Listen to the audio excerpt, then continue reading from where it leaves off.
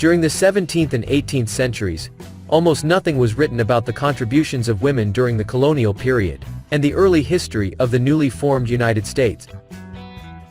Lacking the right to vote and absent from the seats of power, women were not considered an important force in history.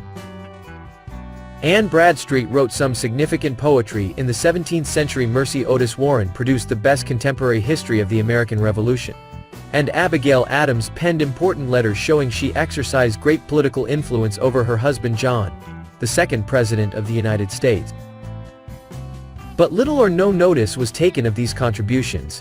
During these centuries, women remained invisible in history books. Throughout the 19th century, this lack of visibility continued, despite the efforts of female authors writing about women. These writers, like most of their male counterparts, were amateur historians. Their writings were celebratory in nature, and they were uncritical in their selection and use of sources.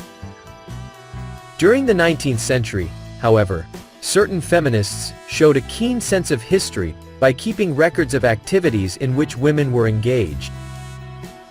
National, regional, and local women's organizations compiled accounts of their doings. Personal correspondence, newspaper clippings, and souvenirs were saved and stored. These sources from the core the two greatest collections of women's history in the United States, one at the Elizabeth and Arthur Schlesinger Library at Radcliffe College, and the other the Sophia Smith Collection at Smith College. Such sources have provided valuable materials for later generations of historians.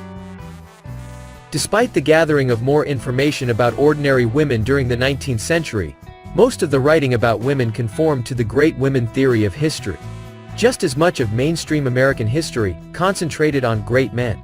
To demonstrate that women were making significant contributions to American life, female authors singled out women leaders and wrote biographies, or else important women produced their autobiographies.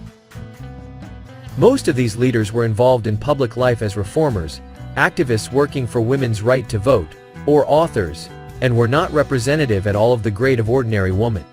The lives of ordinary people continued, generally, to be untold in the American histories being published.